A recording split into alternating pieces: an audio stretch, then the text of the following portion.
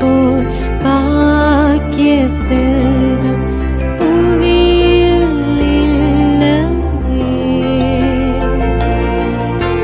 புவி நிரம்ப பொன் தந்தாலும் இப்பழிக்கு ஈடில்லையே.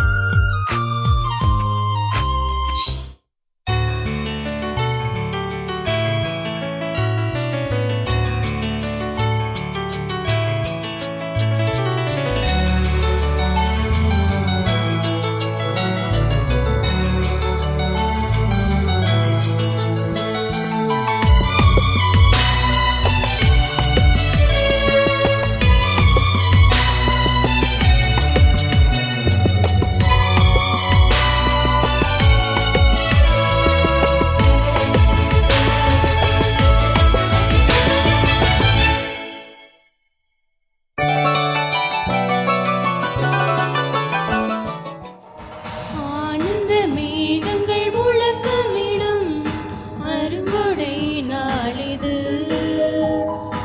ஆனந்த மேகங்கள் முழக்கமிடும் அருங்கொடை நாளிது.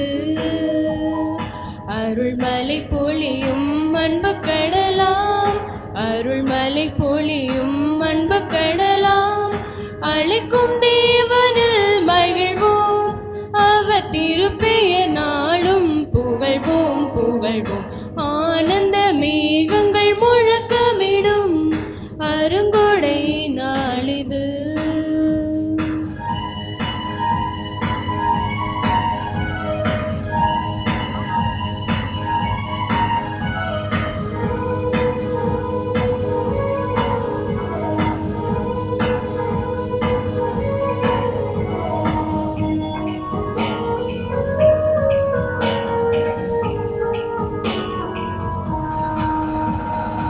உலகினில் கோடி இன்பம், அதில் உண்மையாதென்று உணர்வோம். உலகினில் கோடி இன்பம், அதில் உண்மையாதென்று உணர்வோம். உருவில்லா இறைவன் பொழியும் நிகரில்லா அன்பினில் மகிழ்வோம். உருவில்லா இறைவன் பொழியும் நிகரில்லா அன்பினில் மகிழ்வோம். தியாக பலியினில் இணைவோம், நீதம் தேடும் தேவனில் சரணடைவோம். தியாக பலியினில் இணைவோம், நீதம் தேடும் தேவனில் சரணடைவோம். ஆனந்த மேகங்கள் முழக்கமிடும் அருங்கொடை நாளிது. ஆனந்த மேகங்கள் முழக்கமிடும் அருங்கொடை நாளிது. தந்தை மகன் தூயாவியாரின் பெயராலே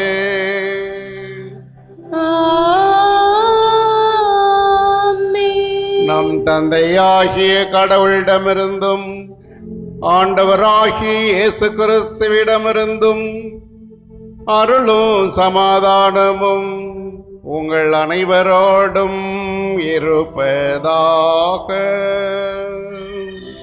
உம் ஆன்மாவோடும் இருப்பதாக. இறையேசுவில் அன்புள்ள சகோதரிகளே சகோதரர்களே, அதிசயங்களும் அற்புதங்களும் அன்றாட நிகழ்வாயுள்ள புனித நிறை அடைக்கலமாதா திருத்தலத்திற்கு வந்திருக்கும் உங்கள் அனைவரையும் வாழ்த்தி வரவேற்கின்றேன். இந்த திருத்தலத்திலே அடைக்கலமாதாவின் பரிந்துரையினாலும் மன்றாட்டினாலும் ஆண்டவர் இயேசு பல்வேறு புதுமைகளை செய்து வருகின்றார். குறிப்பாக குழந்தை இல்லாதவர்களுக்கு குழந்தை வரம், திருமண வரன் வேண்டி வருகிறவர்களுக்கு திருமண வரன், உடல் சுகம், இன்னும் எத்தனையோ புதுமைகளை அந்த ஆண்டவர் இயேசு அன்னையின் பரிந்துரையினால் மன்றாட்டினாலும் செய்து வருகின்றார். நீங்களும் ஏதாவது ஒரு மன்றாட்டோடு அன்னையின் திருத்தல் நாடி வந்திருப்பீர்கள். அந்த மன்றாட்டை நினைகூர்ந்து சற்று நேரம் மௌனமாக்க வேண்டும். சகோதர சகோதரிகளே, தூய மறை நிகழ்வுகளை கொண்டாட நாம் தகுதி பெறும் பொருட்டு நம் பாவங்களை ஏற்று மனம் வருந்தோம். எல்லாம் வல்ல இறைவனிடமும் சகோதர சகோதரிகளே, உங்களிடமும் நான் பாவியினை ஏற்றுக்கொள்கின்றேன். ஏனெனில் என் சிந்தனையாலும் சொல்லாலும் செயலாலும் கடமையில் தவறியதாலும் பாவங்கள் பல செய்தேன். என் பாவமே, என் பாவமே, என் பெரும் பாவமே. ஆகையால் எப்பொழுதும் கன்னியான புனித மரியாவையும் வானதூதர் புனிதர் அனைவரையும் சகோதர சகோதரிகளே உங்களையும் நம் இறைவனாகிய ஆண்டவரிடம் எனக்காக வேண்டிக் கொள்ள மன்றாடுகிறேன். எல்லாம் வல்ல இறைவன் நம்மீது இரக்கம் வைத்து நம் பாவங்களை எல்லாம் மன்னித்து நம்மை நிலை வாழ்வுக்கு அழைத்து செல்வாராக. ஆமென்.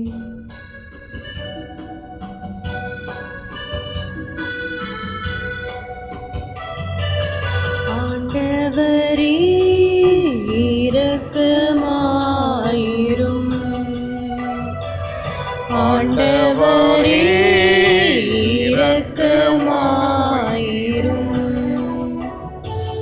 கிறிஸ்துவே இரக்கமாயிரும். கிறிஸ்துவே இரக்கமாயிரும். ஆண்டவரே இரக்கமாயிரும். ஆண்டவரே இரக்கமாயிரும். மன்றாடுவோமாக.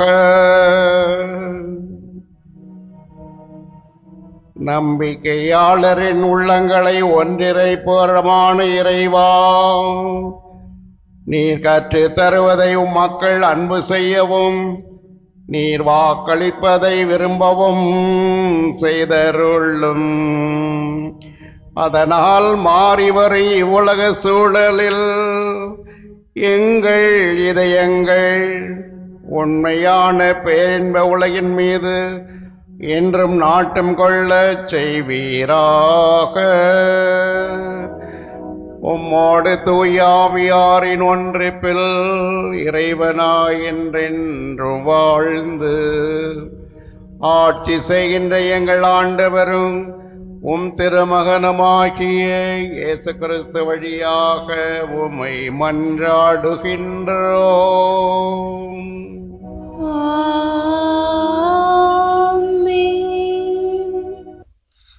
முதல் வாசகம். உழைக்க மனமில்லாத எவரும் உண்ணலாகாது. திருத்தூதர் பவுல் தெசலோனிற்கு எழுதிய 2ஆம் திருமுகத்திலிருந்து வாசகம். இயல் 3 இறை வார்த்தைகள் 6-10 முடிய மற்றும் 16-18 முடிய. அன்பர்களே, எங்களிடமிருந்து நீங்கள் பெற்றுக்கொண்ட முறைமையின்படி ஒழுகாமல் சோம்பி திரியும் எல்லா சகோதர சகோதரிகளிடமிருந்தும் விலகி நில்லுங்கள் என நம் ஆண்டவர் இயேசு கிறிஸ்துவின் பெயரால் நாங்கள் உங்களுக்கு கட்டளையிடுகின்றோம். எங்களைப் போல் ஒழுகுவது எப்படி என்பது உங்களுக்கு தெரியும். ஏனெனில் உங்களிடையே இருந்தபோது நாங்கள் சோம்பி திரியவில்லை, எவரிடமும் இலவசமாக நாங்கள் உணவருந்தவில்லை.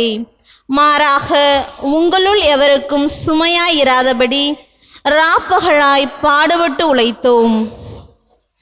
எங்களுக்கு வேண்டியதை பெற உரிமை இல்லை என்பதால் அல்ல,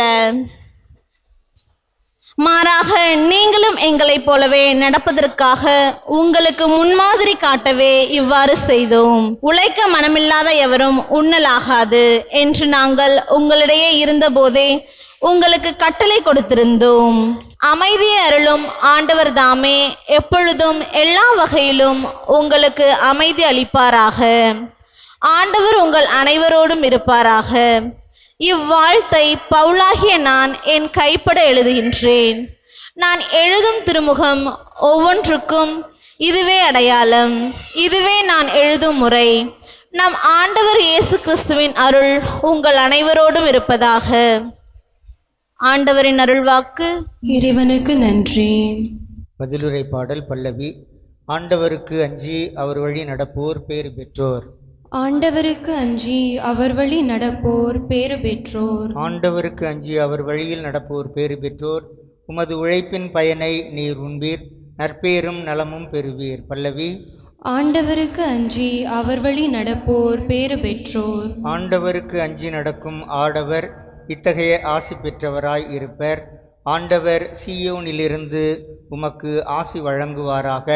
உம் வாழ்நாளெல்லாம் நீர் எருசலேமின் நல்வாழ்வை காணும்படி செய்வாராக. பல்லவி. ஆண்டவருக்கு அஞ்சி அவர் வழி நடப்போர் பேறு பெற்றோர். அல்லேலூயா, அல்லேலூயா, அல்லேலூயா,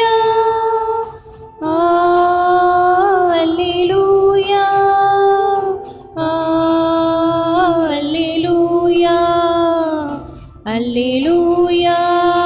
அல்லேலூயா, அல்லேலூயா, அல்லேலூயா, அல்லேலூயா, அல்லேலூயா, அல்லேலூயா, அல்லேலூயா. கிறிஸ்துவின் வார்த்தையை கடைபிடிப்போரிடம் கடவுளின் அன்பு உண்மையாகவே நிறைவடைகிறது. அல்லேலூயா, அல்லேலூயா, அல்லேலூயா, அல்லேலூயா, அல்லேலூயா. ஆண்டவர் உங்களோடு இருப்பாராக.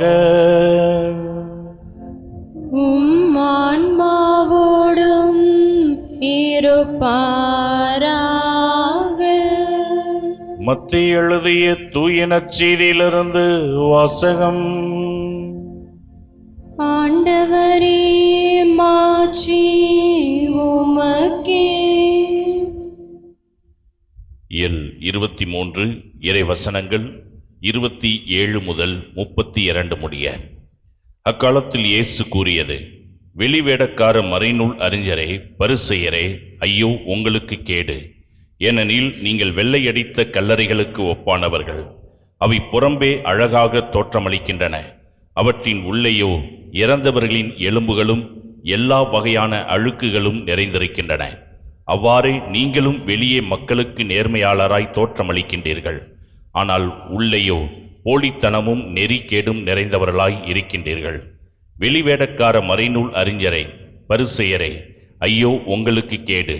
ஏனெனில் நீங்கள் இறைவாக்கினர்களின் கல்லறைகளை கட்டுகின்றீர்கள், நேர்மையாளரின் நினைவு சின்னங்களை அழகுபடுத்துகின்றீர்கள். எங்கள் மூதாதையர் காலத்தில் நாங்கள் இருந்திருந்தால் இறைவாக்கினர்களின் கொலைக்கு உடந்தையாக இருந்திருக்க மாட்டோம் என்கின்றீர்கள். இவ்வாறு நீங்கள் இறைவாக்கினரை கொன்றவர்களின் வழிமரபினர் என்பதற்கு நீங்களே சாட்சிகள். உங்கள் மூதாதையர் செய்த கொடுமையின் அளவுக்கு நீங்களும் செய்து முடியுங்கள். ஆண்டவரின் அருள்வாக்கு. கிறிஸ்துவே, உமக்கு புகழ். இயேசு கிறிஸ்துவில் பிரியமான எனது அருமை சகோதரர்களே, சகோதரிகளே, ஒரு பள்ளிக்கூடத்தில் வாத்தியார் தொடர்ந்து பாடம் நடத்துகிறாரு. ஒரு பையன் டெய்லி ஸ்கூலுக்கு போக வர இருக்கிறான். ஒரு நாள் லீவ் போட்டுறான். லீவ் போட்டுட்டு வீட்டில் அவங்க பாட்டிகிட்ட உட்காந்து பேசிக்கிட்டு இருக்கிறான். அந்த நேரம் பார்த்து பாட்டி கடைக்கு போயிட்டு வரேன் அப்படின்னு சொல்லிட்டு அந்த சைடில் போகிறாங்க. போகும்பொழுது இவருக்கு கிளாஸ் எடுக்கிற, அந்த பையனுக்கு கிளாஸ் எடுக்கிற வாத்தியார் சைக்கிள் அங்கேருந்து வந்துக்கிட்டு இருக்கிறாரு. அந்த பாட்டிமா ஓடி வந்து, டேய், நீ உடம்பு சரியில்லைன்னு லீவ் போட்டுட்டு வீட்டில் உட்காந்துருக்கிற, உள்ளே போய் ஓடி ஒளிஞ்சிக்க, ஏன்னா உங்கள் வாத்தியார் வந்துக்கிட்டு இருக்கிறாரு அப்படின்னோடனே இவன் பதஷ்டத்தில் சொல்லியிருக்கிறான், நான் ஒளிய தேவையில்லை, நீ போய் ஒளிஞ்சிக்க அப்படின்னு அந்த பாட்டிக்கிட்ட சொல்லியிருக்கான். ஏண்டா, நீ தானே உடம்பு சரியில்லைன்னு லீவ் போட்டிருக்க? அப்படிலாம் நான் லீவ் போடல, பாட்டி செத்துட்டாங்கன்னு நான் பொய் சொல்லி லீவ் போட்டிருக்கிறேன். ஒன்றை பார்த்தாருன்னா என்ன ஒன்று இல்லைன்னு ஆக்கிடுவார், நீ போய் ஒளிஞ்சிக்க அப்படின்னு. பிரியமானவர்களே, இன்று பள்ளிக்கூடத்தில் வாத்தியாரை கண்டா பயப்படுற பிள்ளைகள் உண்டு. ஒரு சில பெற்றோரை பார்த்து பிள்ளைகள் பயப்படுறவங்க உண்டு. இன்னும் சில சமுதாயத்தில் பேயை பார்த்து பயப்படுறவங்க உண்டு, நோயை பார்த்து பயப்படுறவங்க உள்ளங்க, சாவை குறித்து பயப்படுகின்றவர்கள் உண்டு. இப்படி பலவிதமான பயங்கள் இந்த உலகத்தில் இருக்கின்றது. ஆனால் இந்த நாளிலே பதிலுரை பாடல் பல்லவி, அந்த பதிலுரையிலே ஒரு அழகான செய்தி சொல்லப்படுகின்றது. ஆண்டவருக்கு அஞ்சி அவர் வழி நடப்போர் பேறு பெற்றோர் என்ற ஒரு வாசகத்தை நாம் மையமாக வைத்து ஆண்டவருடைய வார்த்தை என்று நாம் சிந்திக்கப் போகின்றோம். பிரியமானவர்களே, இப்ப கடவுள் பயம், ஆண்டவருக்கு அஞ்சி அவர் வழி நடப்போர் பேறு பெற்றோர். இப்ப கடவுள் மேல ஏன் பயப்படணும்? ஏன்னா நம்ம எல்லாருக்குமே தெரியும் கடவுள் அன்பே உருவானவர் அப்படின்னு சொல்லி. அன்பா இருக்கிற கடவுளுக்கு ஏன் பயப்பட வேண்டும்? நம்ம சிந்தித்து பார்க்க வேண்டும். ஏன் கடவுள் பயம் வேண்டும்? ஒவ்வொரு குடும்பத்திலும் ஒவ்வொருத்தவங்களுக்கும் தெய்வ பயம் வேண்டும் என்று சொல்லுகின்றோம். ஏன் இந்த கடவுளை அன்பாக நாம் சித்தரிக்கின்றோம்? அதே நேரத்தில் ஏன் இந்த கடவுளை பார்த்து பயப்பட வேண்டும் என்று ஒரு கேள்வியை கேட்கும் பொழுது யோவான் அழகாக ஒரு காரியத்தை நமக்கு சொல்லுவார். என்ன அப்படின்னா, இயேசுடைய சீடர்கள் ஒருத்தர், இயேசு கூடவே டிராவல் பண்ணவர், அவர் பிரசங்கத்தை கேட்டவர், சேர்ந்து உட்கார்ந்து சாப்பிட்டவர். ஆனால் உயிர்த்தெழுந்த இயேசுவை பார்த்தவுடன் அவர் வாயிலிருந்து ஒரு ஸ்டேட்மெண்ட் வருது. என்ன அப்படின்னாக்கா, இயேசுவின் சீடர்கள் ஒருவராகிய இவர் உயிர்த்தெழுந்த இயேசுவை பார்த்தவுடன் அவர் சொல்றாரு, நான் செத்தவனைப் போல ஆகி அவர் பாதத்தில் விழுந்தேன் அப்படிங்கிறார். ஏன்? உயிர்த்தெழுறதுக்கு முன்னாடி இவர் கூட இருக்கிறப்ப இயேசுவை பார்த்து பயப்படல. ஆனால் உயிர்த்தெழுந்த ஆண்டவரை பார்த்தவுடன் நான் செத்தவனை போல அப்படியே ஆகிவிட்டேன் அப்படிங்கிறார். இப்போ இந்த ஆண்டவரை பார்த்தவுடன் இவருக்குள்ள அந்த பயம் வந்ததுக்கு என்ன காரணம்? ஏன்னா அவருடைய முகம் சூரியனுக்கு ஒப்பாக இருந்ததாம். இப்போ நம்ம எல்லாருக்குமே தெரியும் சூரியனுக்கு நமக்கு எவ்வளோ டிஸ்டன்ஸ் அப்படின்னாக்கா 90 கோடியே 30 லட்சம் தொலைவு. சூரியன் இருக்கிறதுக்கும் நமக்கும் இடையில எவ்வளோ கேப் அப்படின்னா 90 கோடியே 30 லட்சம் இடைவெளி. ஆனால் அவ்வளவு தூரத்தில் இருக்கக்கூடிய சூரியனுடைய வெப்பத்துக்கு முன்னாடி நம்ம நிற்க முடியல. ஓவர் வெயில் அடிச்சிச்சுனாக்கா நம்ம தாங்க முடியல, உள்ளார ஒடியாந்துடுறோம்.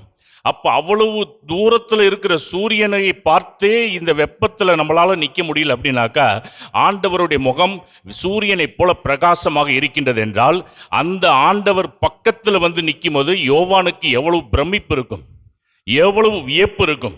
அதனால தான் அதை பார்த்தவுடன் நான் செத்தவனைப் போல ஆகிவிட்டேன். அப்ப பயம் என்பது ஒரு பிரமிப்பை குறிக்கக்கூடிய ஒரு பயமாக யோவானுக்கு அங்கே இருந்திருக்கின்றது என்று பார்க்கின்றோம். பிரியமானவர்களே, இந்த பயமுறுத்தும் சக்தி கடவுளுடைய இன்னொரு குணத்தால் சமநிலைப்படுத்தப்படுகின்றது. அதுதான் என்ன அப்படின்னாக்கா அவருடைய அன்பு. இப்ப கடவுளை 2 விதத்திலே நாம் சிந்திக்கலாம்.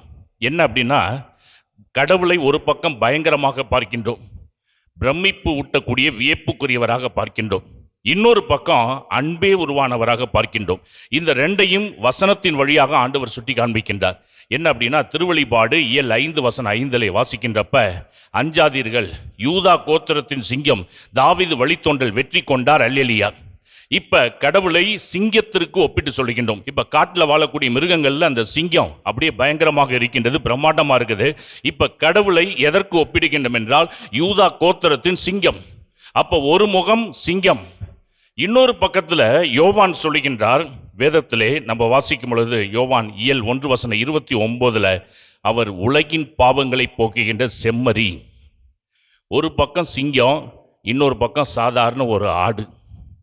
அப்ப 2 முகமாக கடவுளை இங்கே சித்தரித்து வேதம் காண்பிக்கின்றது என்று சொன்னால் அது மிகையாகாது. பிரியமானவர்களே, அப்ப கடவுள் ஒரு பக்கம் சிங்கம், இன்னொரு பக்கம் ஆடாக அங்கே பாவிக்கப்படுகின்றார். பிரியமானவர்களே, இப்ப இந்த கடவுளுக்கு எப்படி பயப்பட வேண்டும்?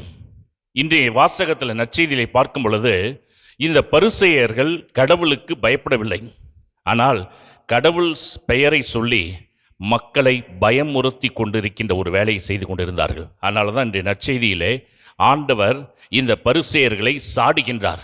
வெள்ளையடிக்கப்பட்ட கல்லறைகளை நீங்க எதையும் பின்பற்றுவதில்லை, ஆனால் மக்கள் பின்பற்றவில்லை என்றால் இப்படி நடக்கும் அப்படி நடக்கும் என்று மக்களை பயமுறுத்தி கொண்டிருக்கின்றீர்கள்.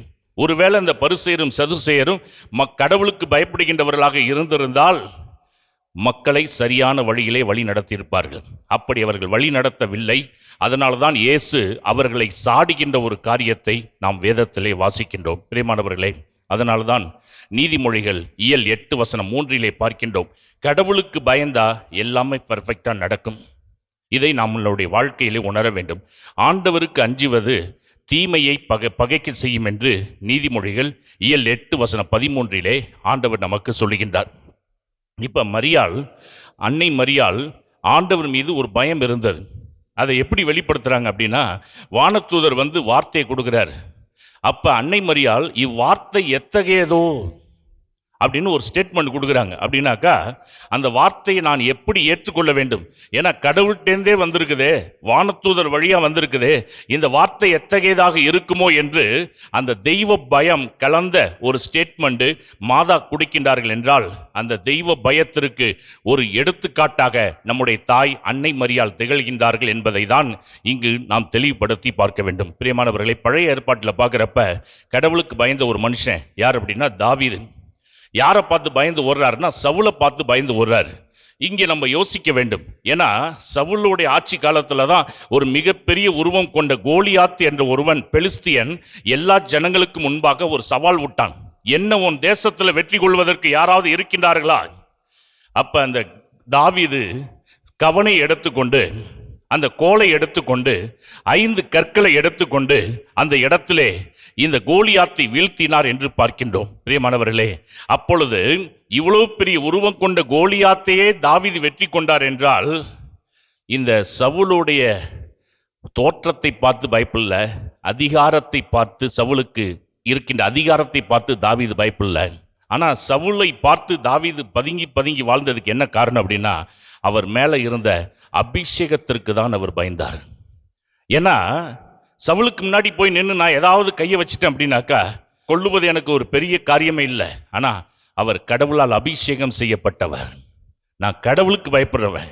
அந்த அபிஷேகத்துக்கு எதிராக நான் எதுவும் செஞ்சிடக்கூடாதுங்கிறதுக்காகவே அவரை விட்டு நான் தூரத்தில் ஓடிக்கொண்டே இருக்கின்றேன். அப்போ தெய்வ பயம் யாரிடம் இருந்தது என்றால் தாவீதிடம் இருந்தது என்று பார்க்கின்றோம். வழக்கமாக சொல்லுவாங்க, ஆண்களுக்கு அறிவு ஜாஸ்தி, பெண்களுக்கு ஞானம் ஜாஸ்தி. ஏன்னா பயப்படுறவங்களுக்கு எப்படிப்பட்ட ஆசீர்வாதம்னா, நீதிமொழிகள் 1:7 கடவுள் மேலே பயம் உள்ளவங்களுக்கு எப்படிப்பட்ட ஆசீர்வாதத்தை ஆண்டவர் கொடுக்குறார். நீதிமொழிகள் 1:7, நீதிமொழிகள் இயல் 1:7, ஆண்டவரிடம் கொள்ளும் அச்சமே ஞானத்தின் தொடக்கம். கடவுளுக்கு யார் பயப்படுறாங்களோ அதுதான் ஞானத்தின் தொடக்கம். அப்போ மாதாவை நம்ம என்ன சொல்கிறோம் அப்படின்னா, ஞானத்திற்கு பிறப்பிடமே என்று சொல்லுகின்றோம்.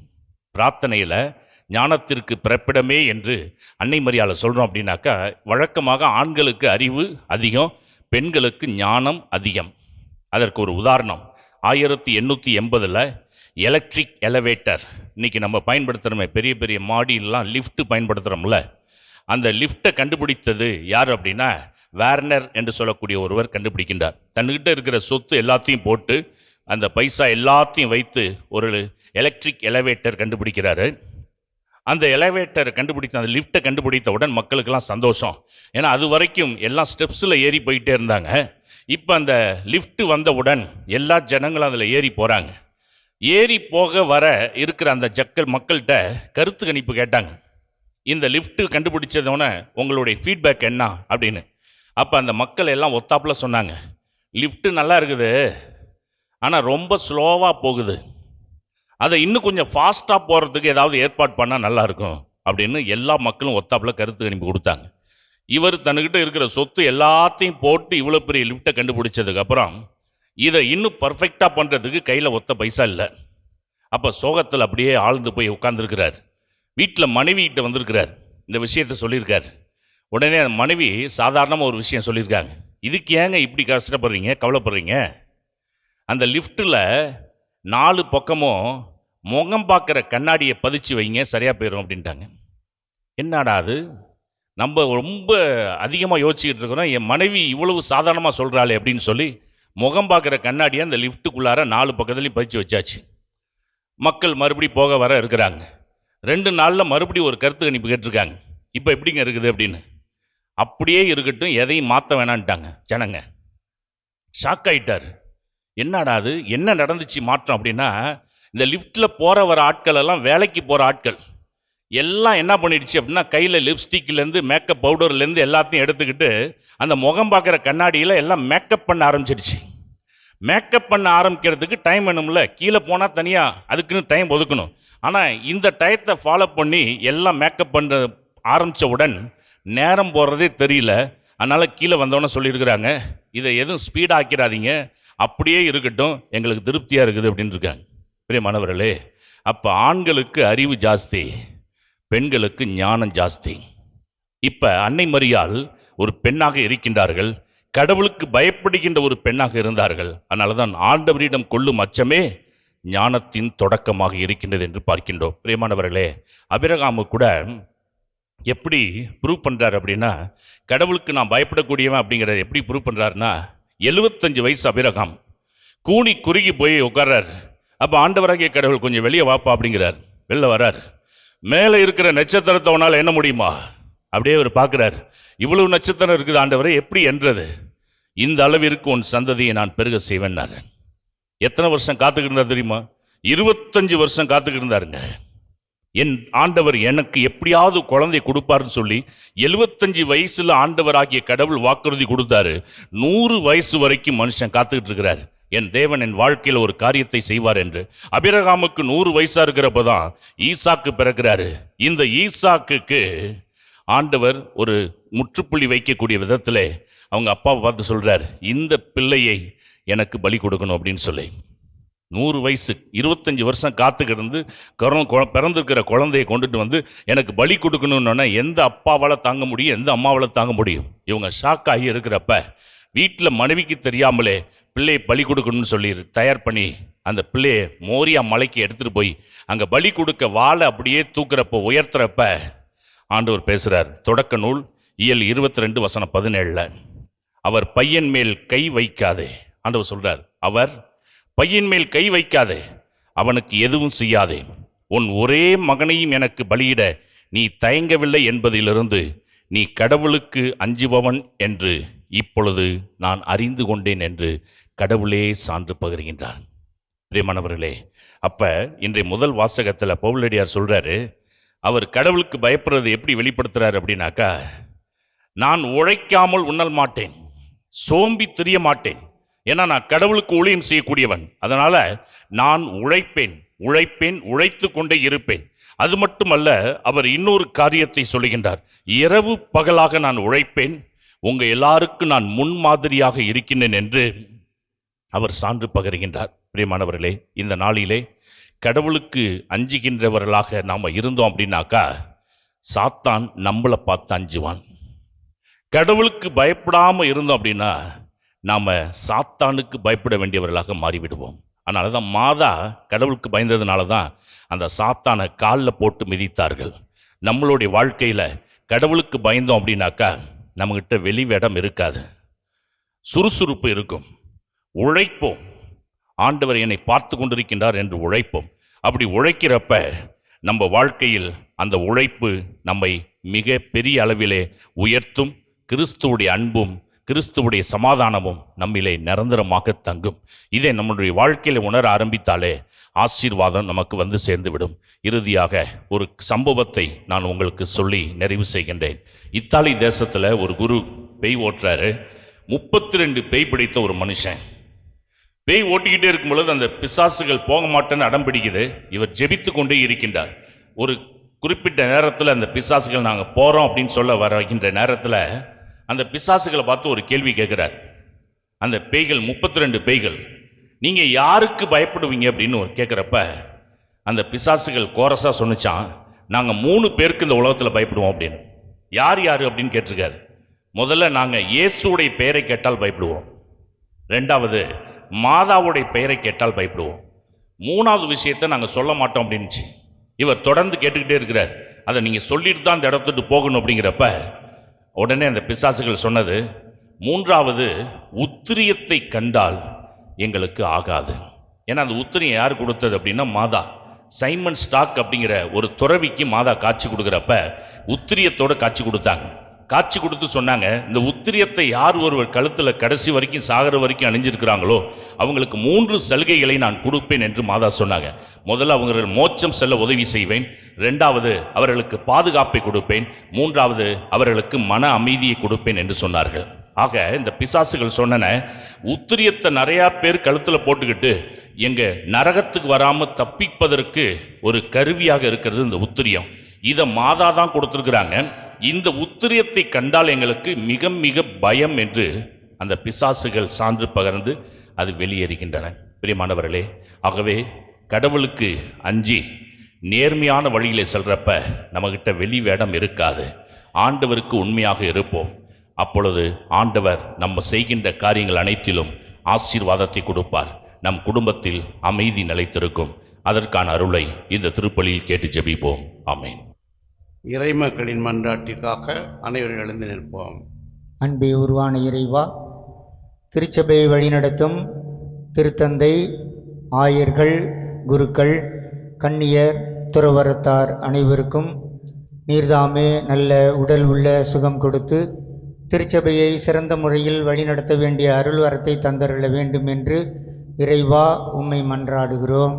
ஆண்டவரே, எங்கள் மன்றாட்டை கேட்டருளும். வழிநடத்தும் வல்லலே எம் இறைவா, நாட்டு தலைவர்களையும் சமூக தலைவர்களையும் ஆசீர்வதித்து அவர்கள் நாட்டு மக்களை சிறந்த முறையில் எந்தெந்த தேவைகள் எப்பொழுது தேவைப்படுகிறதோ அவற்றை நாட்டு மக்களுக்கு நிறைவேற்ற வேண்டிய அருள் வரத்தை தந்தருள வேண்டும் என்று இறைவா உம்மை மன்றாடுகிறோம். ஆண்டவரே, எங்கள் மன்றாட்டை கேட்டருளும். காக்கும் கடவுளே எம் இறைவா, இந்த திருப்பலியை நிறைவேற்றுகின்ற அருட்தந்தையர்களை ஆசீர்வதியும். அவர்களுக்கு நல்ல உடல் உள்ள சுகம் கொடுத்தருளும். மேலும் இந்த திருப்பலியில் கலந்து கொள்ளுகின்ற ஒவ்வொருவரையும் நீர் ஆசீர்வதித்து அவர்கள் எந்தெந்த தேவைகளுக்காக எந்தெந்த எண்ணங்களுக்காக இந்த திருப்பலியில் கலந்து கொண்டிருக்கிறார்களோ அவற்றை அனைத்தையும் நிறைவேற்றி தந்தருள வேண்டும் என்று இறைவா உம்மை மன்றாடுகிறோம். ஆண்டவரே, எங்கள் மன்றாட்டை கேட்டருளும். உயிர்ப்பும் உயிரும் நானே என்று சொன்ன இறைவா, திருச்சபைக்காக உழைத்து மரித்த திருத்தந்தை, ஆயர்கள், குருக்கள், கன்னியர், துறவரத்தார், பொதுநிலையினர் மற்றும் எம் குடும்பங்களில் உழைத்து மரித்த பெற்றோர், உற்றார், உறவினர், நண்பர்கள், யாரும் நினையாத ஆன்மாக்கள், மாசில்லா குழந்தைகளின் ஆன்மாக்களுக்கு நித்திய இளைப்பாற்றியை தந்தருள வேண்டும் என்று இறைவா உம்மை மன்றாடுகிறோம். ஆண்டவரே, எங்கள் மன்றாட்டை கேட்டருளும். நம்முடைய தனிப்பட்ட தேவைகளுக்காக சற்று நேரம் மௌனமாக வேண்டும். எங்கள் அன்பு தந்தை இறைவா, நாங்கள் நம்பிக்கையோடும் சமர்ப்பித்த மன்றாட்டுகளை எல்லாம் எங்களுக்கு தந்தருளுமாறு எங்கள் ஆண்டவராகிய இயேசு கிறிஸ்து வழியாக உம்மை மன்றாடுகிறோம். ஆமென். காணிக்கை தரும் நேரம் கடவுளே உன் திருமுன்னே அன்பென்னும் பலியாக அள்ளித்தரும் நேரம், காணிக்கை தரும் நேரம் கடவுளே உம் திருமுன்னே அன்பென்னும் பலியாக அள்ளித்தரும் நேரம். சகோதர சகோதரிகளே, என்னுடையதும் உங்களுடையதுமான இப்பலி எல்லாம் வல்ல தந்தையாகிய இறைவனுக்கு ஏற்றதாகும்படி மன்றாடுங்கள். ஆண்டவர் தமது பெயரின் புகழ்ச்சிக்காகவும் ஆட்சிக்காகவும் நமது நன்மைக்காகவும் புனித திரு அவை அனைத்து நலன்களுக்காகவும் உமது கையிலிருந்து பலியை ஏற்றுக்கொள்வாராக. ஆண்டவரே, ஒரு முறை ஒப்பு கொடுக்கப்பட்ட ஒரே பலியினால் உமக்கென மக்களை சொந்தமாக்கி கொண்டீரே. உமது திரு அவையில் ஒற்றுமை அமைதியாக்கிய கொடைகளை எங்களுக்கு கனிவுடன் அருள்வீராக. எங்கள் ஆண்டவராகிய இயேசு கிறிஸ்து வழியாக உம்மை மன்றாடுகின்றோம்.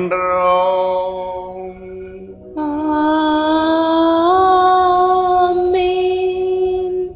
ஆண்டவர் உங்களோடு இருப்பாராக. உம் ஆன்மாவோடும் இருப்பாராக. இதயங்களை மேலே எழுப்புங்கள்.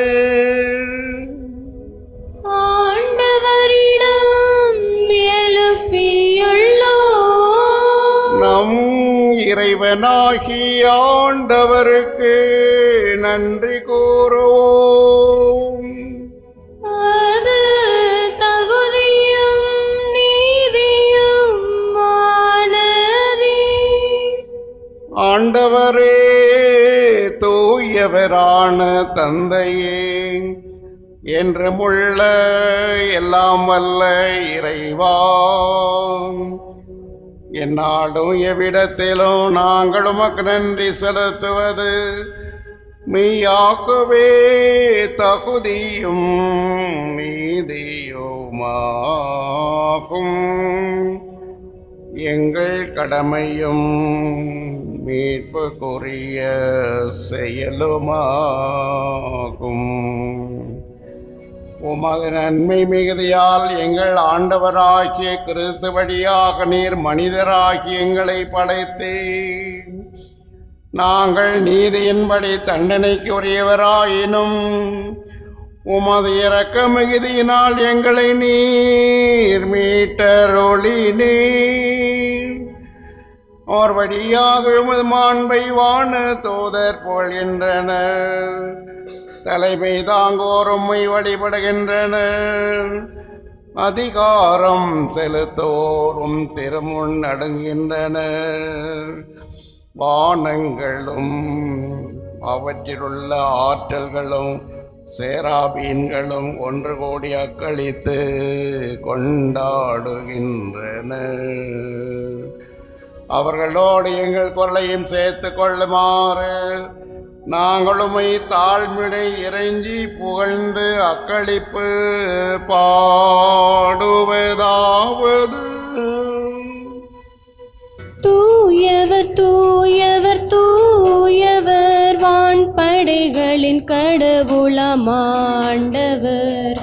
விண்ணகமும் மன்னகமும் உமது மாட்சியால் நிறைந்துள்ளன. உன்னதங்களிலே ஓசன்னா, உன்னதங்களிலே ஓசன்னா. ஆண்டவர் பெயரால் வருகிறவர் ஆசீர் பெற்றவர். உன்னதங்களிலே ஓசன்னா, உன்னதங்களிலே ஓசன்னா. ஆண்டவரே, நீர் மெய்யாகவே தூயவர், தூய்மை அனைத்துக்கும் ஊற்று. ஆகவே உம்முடைய ஆவியை பொழிந்து இக்காணிக்கைகளை தூய்மைப்படுத்த உம்மை வேண்டுகிறோம். இவ்வாறு எங்கள் ஆண்டவர் இயேசு கிறிஸ்துவின் உடலும் இரத்தமுமாக எங்களுக்கு இவை மாறுவனவாக. அவர் பாடுபட உளம் கனிந்து தம்மை கையளித்த போது அப்பத்தை எடுத்து நன்றி செலுத்தி அதை பிட்டு தம் சீடர்களுக்கு அளித்து கூறியதாவது: அனைவரும் இதிலிருந்து பெற்று உண்ணுங்கள், ஏனெனில் இது உங்களுக்காக கையளிக்கப்படும் என் உடல்.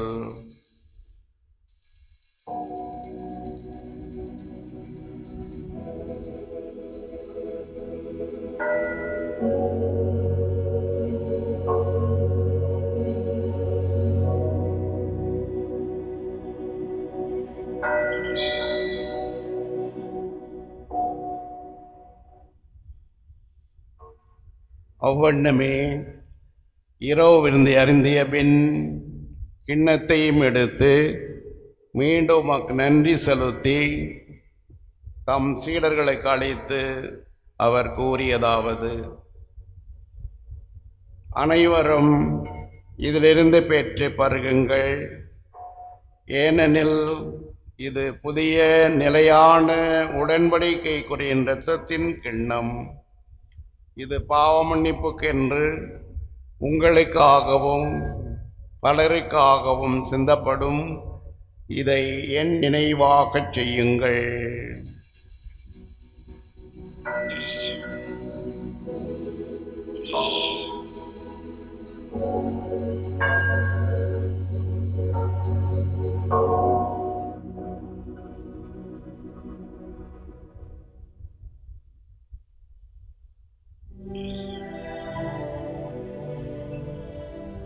நம்பிக்கையின் மறைபொருள்.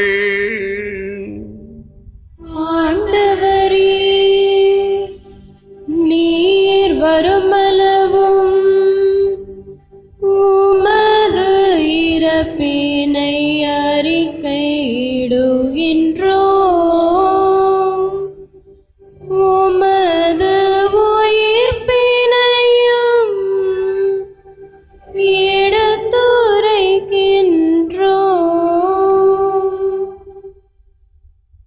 ஆகவே ஆண்டவரே, நாங்கள் கிறிஸ்துவின் இறப்பினையும் உயிர்ப்பினையும் நினைவு கூர்ந்து வாழ்வு தரும் அப்பத்தையும் மீட்பளிக்கும் கிண்ணத்தையும் உமக்கு கொடுக்கின்றோம். உம் திருமுன் நின்று உமக்கு ஊழியம் புரிய தகுந்தவர்கள் என எங்களை ஏற்றுக்கொண்டீர். எனவே உமக்கு நன்றி செலுத்துகின்றோம். மேலும் கிறிஸ்துவின் உடலிலும் இரத்தத்திலும் பங்கு கொள்ளும் எங்களை தூய ஆவியார் ஒன்று சேர்க்க வேண்டுமென உம்மை தாழ்மையுடன் மன்றாடுகின்றோம். ஆண்டவரே, உலகெங்கு பரவிருக்கும் அது திரு அவை நினைவு கூர்ந்தள்ளும். எங்கள் திருத்தந்தை இல்லையோ, எங்கள் ஆயர் ஜீவானந்தம், எல்லா திருநிலையினர் ஆகிய அனைவரோடும் உமது திரு அவை அன்பில் நிறை பெற செய்தருளும். மேலும் உயிர்த்தலும் எதிர்நோக்குடன் துயில் கொள்ளும் எங்கள் சகோதர சகோதரிகளையும் இறந்தோர் அனைவரையும் இரக்கத்துடன் நினைவு கூர்ந்து உமது திருமுக ஒளியினுள் ஏற்றருளும். எங்கள் அனைவர் மீதும் இரக்கமாயிரும். கடவுளின் கன்னித்தாயான புனித மரியா, அவருடைய கணவரான புனித யோசேப்பு, புனித திருத்தூதர்கள், இவ்வுலகில் உமக்கு உகந்தவராய் இருந்தோர் ஆகிய புனிதர் அனைவருடனும் நாங்கள் நிலை வாழ்வில் பங்கு கொள்ளும் தகுதி பெற்று உம் திருமகன் இயேசு கிறிஸ்து வழியாக உம்மை புகழ்ந்தேத்து மரமரல உம்மை மன்றாடுகின்றோம்.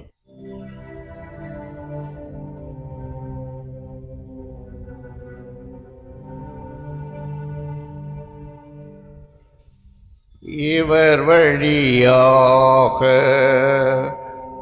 இவரோடு இவரில்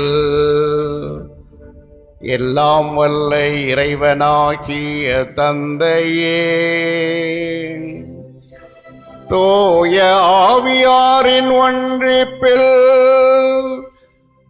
எல்லா புகழும் ஆட்சியும் என்றென்றும் உமக்கு உரியதே.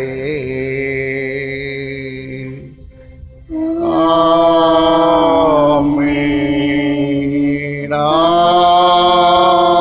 ஆமென், ஆமென்.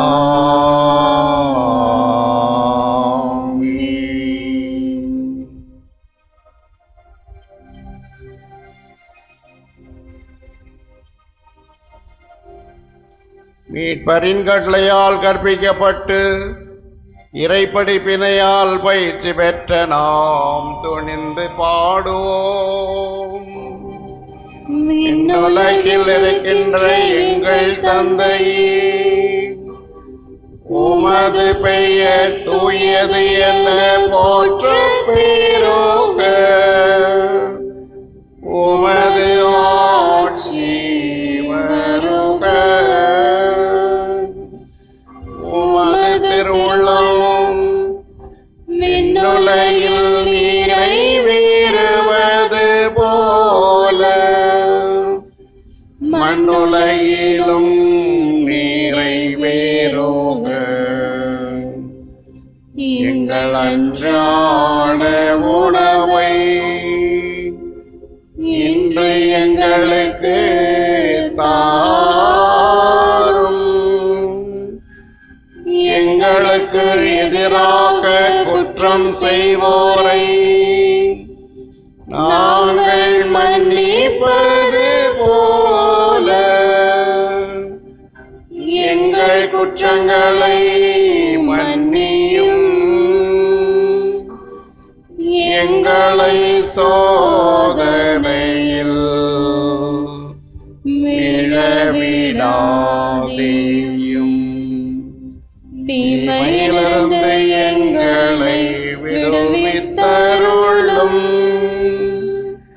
ஆண்டவரே, தீமை அனைத்திலிருந்து எங்களை விடுவித்து எங்கள் வாழ்நாளில் அமைதியை கனிவுடன் அருளவும் மன்றாடுகின்றோம். உமது இரக்கத்தின் உதவியால் நாங்கள் பாவத்திலிருந்து எப்போதும் விடுதலை பெற்று யாதொரு கலக்கமுமின்றி நலமாயிருப்போமாக. நாங்கள் எதிர்நோக்கி இருக்கும் பேரின்பத்துக்காகவும் எம்மீட்பராகி இயேசு கிறிஸ்துவின் வருகைக்காகவும் காத்திருக்கின்றோம். ஏனெனில் ஆட்சியும் வல்லமையும் மாட்சியும் என்றென்றும்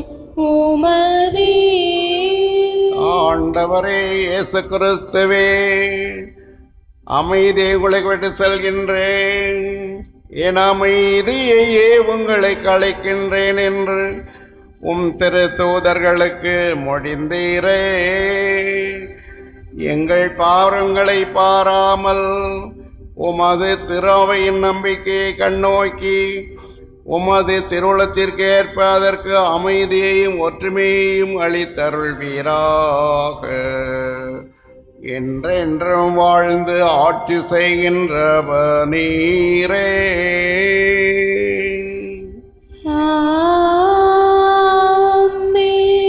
ஆண்டவருடைய அமைதி உங்களோடு என்றும் இருப்பதாக. ஆன்மாவோடும் இருப்பதாக. ஒருவருக்கொரு அமைதி அறிவித்து மகிழ்வோம். சமாதானம்.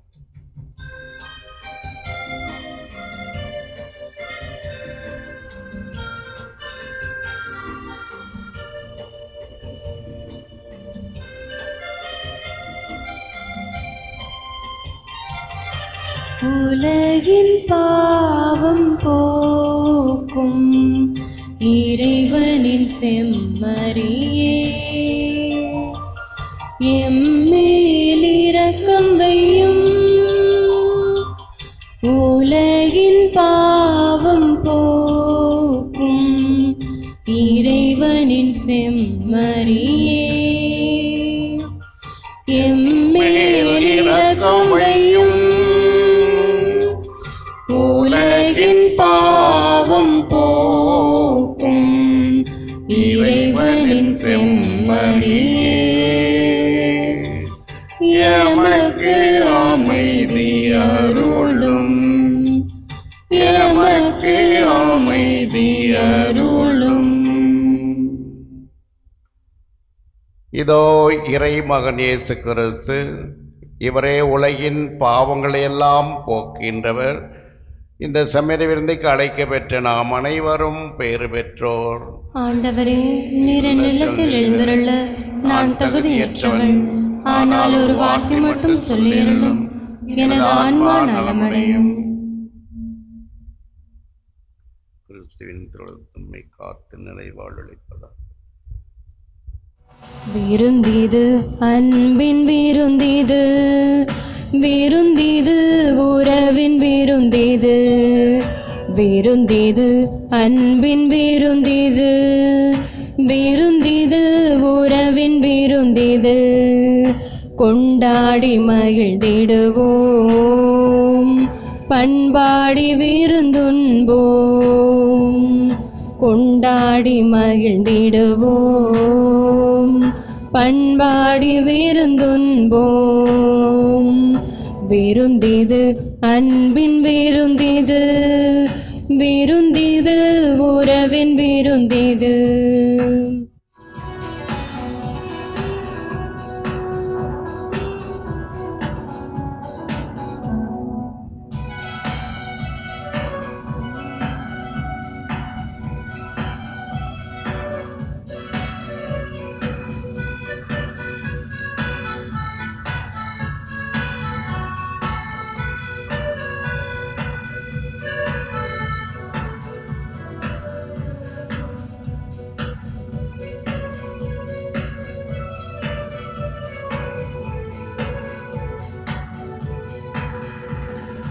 உடலும் உயிரும் என என்னோடு வருவாய், உறவினில் நீ மலர்வாய். வழியும் ஒளியும் என என்னோடு இருப்பாய், வாழ்வினில் துணை வருவாய். உடலும் உயிரும் என என்னோடு வருவாய், உறவினில் நீ மலர்வாய். வழியும் ஒளியும் என என்னோடு இருப்பாய், வாழ்வினில் துணை வருவாய். உன்னோடு நானும் உணவாகுவேன், என்னோடு நீயும் உறவாடுவாய். ஆயனாயிருந்திடுவாய், என்னை ஆவியால் நிரப்பிடுவாய். ஆயனாயிருந்திடுவாய், என்னை ஆவியால் நிரப்பிடுவாய். விருந்திது அன்பின் விருந்திது, விருந்திது உறவின் விருந்திது, விருந்திது அன்பின் விருந்திது, விருந்திது உறவின் விருந்திது.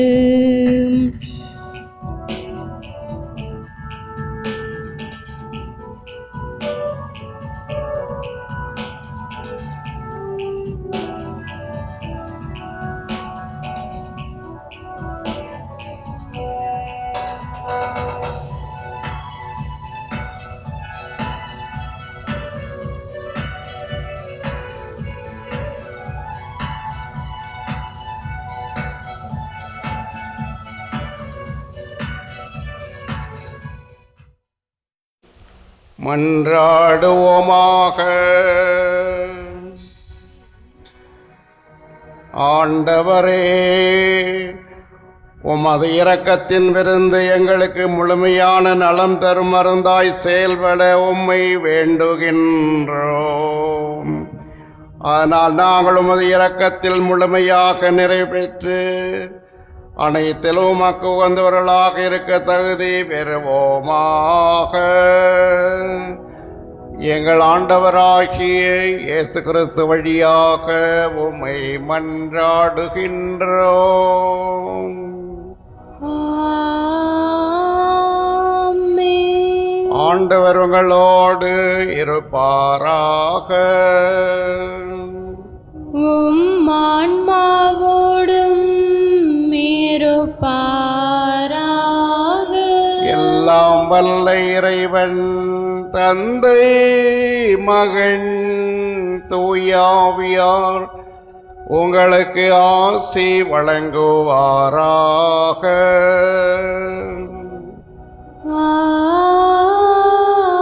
ஆமென். அன்னையின் அன்பு பிள்ளைகளாக வாழ சென்று வாருங்கள், திருப்பலி நிறைவுற்றது. இறைவனுக்கு நன்றி.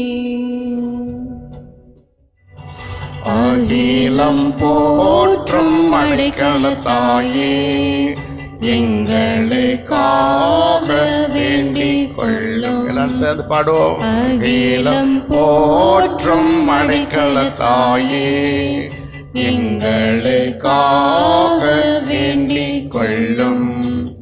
அகிலம் போற்றும் அடைக்கலத்தாயே, எங்களுக்காக வேண்டிக் கொள்ளும். எங்களுக்காக வேண்டிக் கொள்ளும். எங்களுக்காக வேண்டிக் கொள்ளும். அம்மா அடைக்கலத்தாயே, அம்மா அடைக்கலத்தாயே, உம் தஞ்சமென்று வந்தவரை, உம் தஞ்சமென்று வந்தவரை இருகரம் நீட்டி, இருகரம் நீட்டி புகலிடம் தந்த தாய் உள்ளமே, புகலிடம் தந்த தாய் உள்ளமே, எங்கள் இல்லத்தின் இடைஞ்சலை விளக்கும், எங்கள் இல்லத்தின் இடைஞ்சலை விலக்கும், எங்கள் உள்ளத்தின் கவலையை போக்கும், எங்கள் உள்ளத்தின் கவலையை போக்கும், எங்கள் நம்பிக்கையில் தளராது வாழ உறுதிப்படுத்தும், எங்கள் நம்பிக்கையில் தளராது வாழ உறுதிப்படுத்தும், எங்கள் வாழ்க்கை போராட்டத்தில், எங்கள் வாழ்க்கை போராட்டத்தில் வீரமாய் வாழ வழிகாட்டும், வீரமாய் வாழ வழிகாட்டும், கனிவோடு எம் வேண்டுதலை கண்ணோக்கும், கனிவோடு எம் வேண்டுதலை கண்ணோக்கும், உம் திருமகன் இயேசுவின் வழியாய், உம் திருமகன் இயேசுவின் வழியாய் தந்தையிடம் பரிந்து பேசி, தந்தையிடம் பரிந்து பேசி, நாங்கள் எதிர்பார்க்கும் நன்மையை பெற்றுத்தாரும். நாங்கள் எதிர்பார்க்கும் நன்மையை பெற்று தாரும். இதனால் உம் திருத்தல புகழ், உம் திருத்தல புகழ் பாரெங்கும் வணக்கட்டும். பாரெங்கும் வணக்கட்டும். அம்மா அடைக்கலத்தாயே, அம்மா அடைக்கலத்தாயே. ஆமென். ஆமென். அம்மா எங்கள் தாயே, உன்னை பாடாத நாள் இல்லையே, அருகே நீயும் வரவே, உன்னை தேடாத நாள் இல்லையே,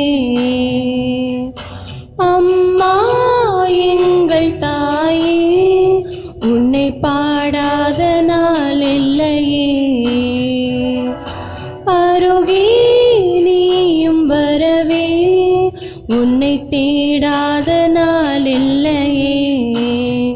அந்த மேலோக மண்ணிலா தாயாக என்னிலா பூலோகம் வந்த வெண்ணிலா என்னை தேடி அம்மா எங்கள் தாயே உன்னை பாடாத நாள் இல்லையே. அருகே நீயும் வரவே உன்னை தேடாத